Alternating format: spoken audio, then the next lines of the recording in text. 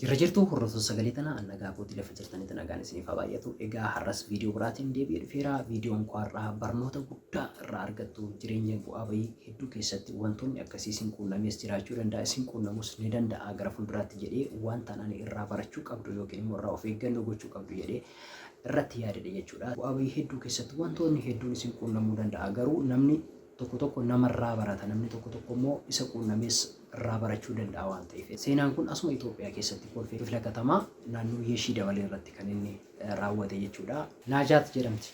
Naajaat yeroo dheeraadhaaf Saawud Arabiyaa erga hojjettee deebitee booda hojii daldalaa banattee mana butikii hojjetti. Guyyaa tokko akka carraa ta'ee mucaa Yoonaas jedhamu wajjin wal barti. Yoonaas konistirakshinii irra hojjeta. Yoonaas konistiraakshiniin inni irra hojjetu immoo mana daldalaa Naajaat fuuldura. Haa ta'uyyuu malee Yoonaasii fi Naajaat erga wal baranii booda riileeshnshiippiin isaanii cimaadha. Egaa namni ollaatti yeroo wajjin hojjetu yeroo hundumaa wal quunnamaa, yeroo hundumaa waliin haasawaa, yaa ollaadhasii yeroo hundumaa waan wal arguuf walitti dhiyaachaa dhufu. Haa ta'uyyuu malee Naajaatii fi Yoonaas walitti dhiyeenyi isaanii yookiin immoo walitti dhufeenyi isaanii baay'eedhuma cimaa dhufe. Yeroo tokko Yoonaas yeroo inni badu Naajaatiin bilbiltiif, yeroo tokko Naajaatis yeroo isheen suuqiin ishee cufaa ta'u Yoonaasin bilbilaaf. Suni booda riileeshnshiippiin isaanii baay'ee cimaa dhufe. Haa ta'uyyuu malee guyyaa tokko Yoonaas amanamummaan isaa ittuma cimaa gaafa dhufu laaptooppii isaa, dookumentii isaa mana Naajaat kaawwachuu jalqabe. Yeroo inni mana Naajaat sana kaawwatu yookiin immoo mana butikii Naajaat sana kaawwatu, Naajaat amanamummaa isheerra akka kaawwate itti dhagahamuudhaan Yoonaas wajjin walitti dhufeenyi ishee qabdu baay'eedhumayyuu itti cimaa dhufe. Haa ta'uyyuu malee Yoonaas yeroo tokko yeroo inni badu Naajaat bilbiluudhaan akka inni bade yeroo isaaf ibsitutti hojii garaagaraatiin biizii ta'ee akka badu isheetti haasawaa ture. Haa ta'uyyuu malee guyyaa tokko yeroo dhufu maallaqa baasee maallaqa garaagaraa ishee bira kaa'aa ture. Har'a miindaan kafala jechuudhaan maallaqa ishee bira kaa'aa ture. Yeroo kanatti Naajaat hammam amanamummaa akka inni ishee irratti gate hubachuudhaan caalumayyuu jaalalli isheen yookiin immoo amanamummaa isheen isaaf qabdu cimaadha. Haa ta'uyyuu malee guyyaa tokko Yoonaas Naajaat bira deemuudhaan har'a miindaan kaffaluun dhabe birrii naa liqeessi jechuudhaan birrii gaafate. Isheenis shakkii tokko malee maallaqa sana baastee meeqadha jettee gaafate. 300 hojjettootaaf miindaan kafala jechuudhaan birrii 300 sana gaafate. Tole jettee shakkii tokko malee baastee 300 sana kennitiif. Haa ta'uyyuu malee Yoonaas erga birrii sana irraa fudhatee booda bakka sanarraa baduu jalqabe. Guyyaa tokko, guyyaa lama, guyyaa sadi ta'e.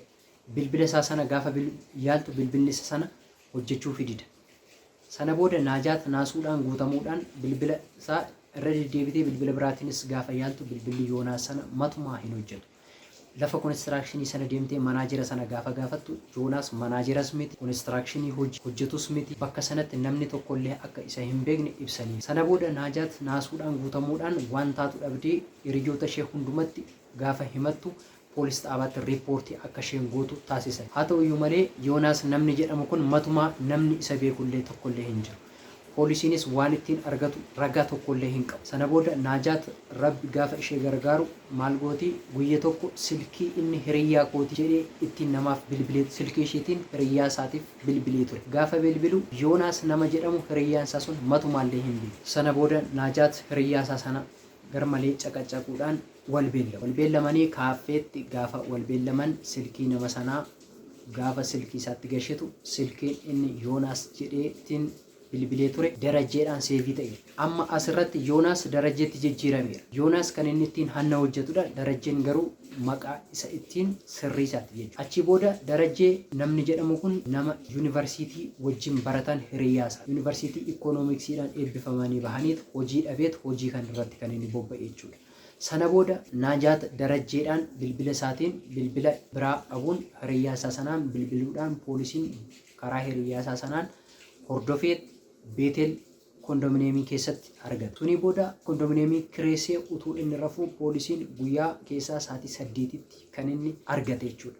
Suni booda gaafa argatee bilbila isaa sana irraa fuudhanii bilbila hundumaa bananii gaafa poolisiin to'annoo jala oolchee gaafa qorannoo irratti gaggeessu namoota 7 ol kan inni akkasittiin acabarabbare jechuudha. Kan inni goyoomse jechuudha. Rabbi gaafa ishee gargaaru darajeen sun Yoonaasis takkuma nama tokkoon kan ishee goyoomsaa ture sana qabamee poolisii jala oolee maallaqni isheedhaa deebi'ee Naajaat hojii isheetti fufteetti jechuudha. እና seenaa dhugaa akka kana yoo qabaattan share naa godhaa WhatsApp irratti na barreessaa voice naaf ergaa tikikkilenyaa seenaa dhugaa yoo ta'e jechuudha ragaa isaa wajjin na ergaa እና namoonni hedduun jireenya akkasii kanarraa barachuu waan danda'aniif seenaa akka yoo jiraattan share naa godhaa isinis immoo irraa baradhaa of eeggannoo akkasii kana gochuun baay'ee barbaachisaadha jechuudha of eeggatanii sirbuun baay'ee barbaachisaadha nagaan turaa turtii gaarii viidiyoo biraatiin hanga walitti deebinutti turtii gaarii